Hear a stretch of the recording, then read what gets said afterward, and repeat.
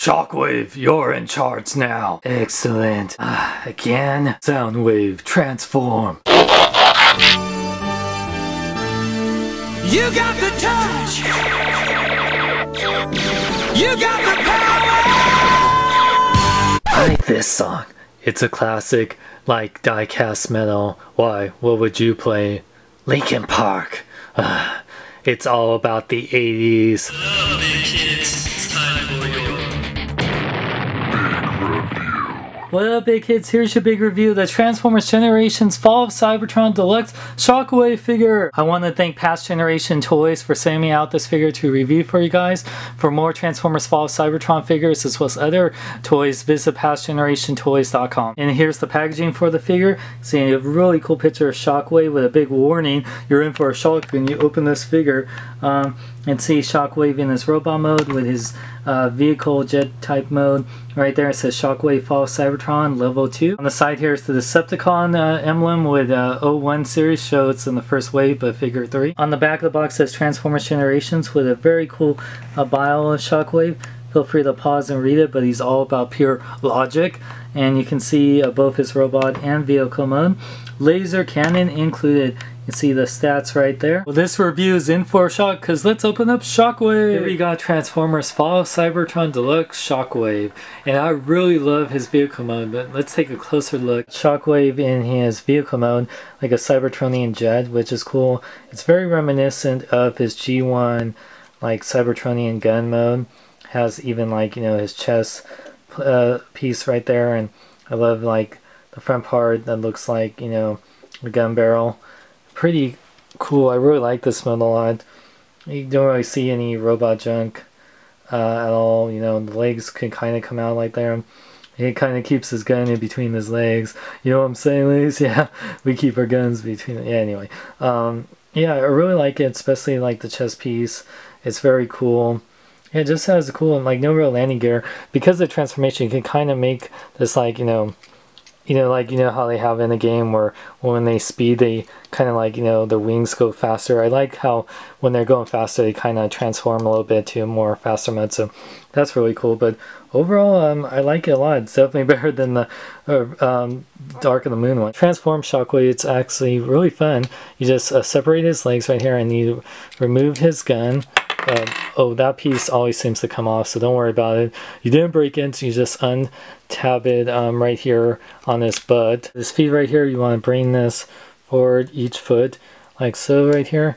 And then these little side bits right here, you want to rotate them down. So rotate them down like this, where it folds in here. So you want to do that for the other side here. So just bring this down.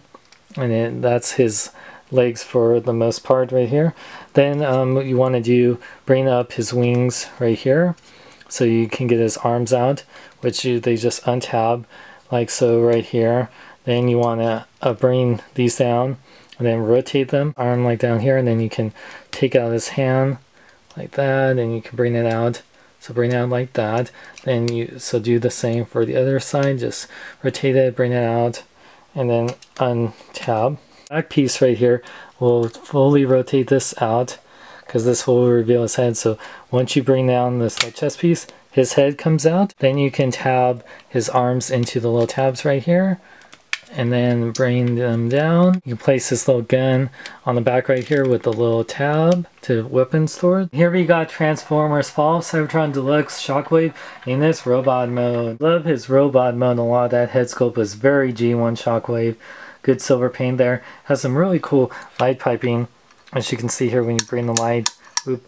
Yeah, like it seems to light up pretty good from the most part. Yeah, right there if you can kind of see it. Anyway, like I said, love the chest piece. Very cool. It's the purple. I love the purple on here. The Decepticon symbol right there. The aesthetics are really nice. Really like his hands, and he's kind of skinny in the legs, but I don't mind at all.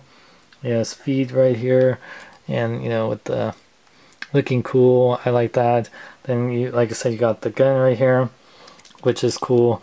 And I like how the wings are here. You can actually have them down too if you want, but they look weird if you do that. So I don't really suggest it. Now one thing, this is the gun. as you can see here, that it comes with. Looks very cool. You can have it in his hand, either hand, you know, tabbed in, as you can see here.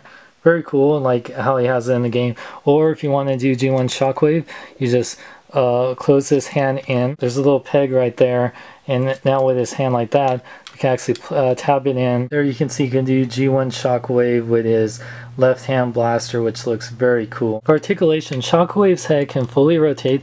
It can't really go up and down. It's because of the spring-loaded gimmick right there. His arms can fully rotate. It might be hindered by the back wing here a little bit. They go in and out. They're on the nice ball joint that bend and fully rotate on the elbow. The wrists go in and out because of transformation. No waist articulation, unfortunately, but his legs do go forward and back and in and out on nice ball joints. They do bend at the knee, like not a full double jointed knee, but still pretty good, and also rotates. And his ankles pivot forward and back, but no ankle pivot side to side, but still pretty good articulation. Megatron, I've created powerful beings based on creatures many nanocycles away from us. I call them Dinobots, and based on the dinosaurs they are made from, they have small brains because they are easy to control. It is only logical. Shockwave, you have created powerful beings that could probably tear us apart, and you gave them small brains? Yes, as you command, Megatron. Are you an idiot? With their small brains, they're just gonna create chaos and tear us apart. What are you, a wheel jackass? Size comparison time. So here you can see Shockwave is in the same size scale as the newer Fall of Cybertron Deluxe is with Optimus Prime. He's actually a little bit taller because of his ears, and if you count his wings, he's still smaller than the War for Cybertron figures like Megatron, as you can see here.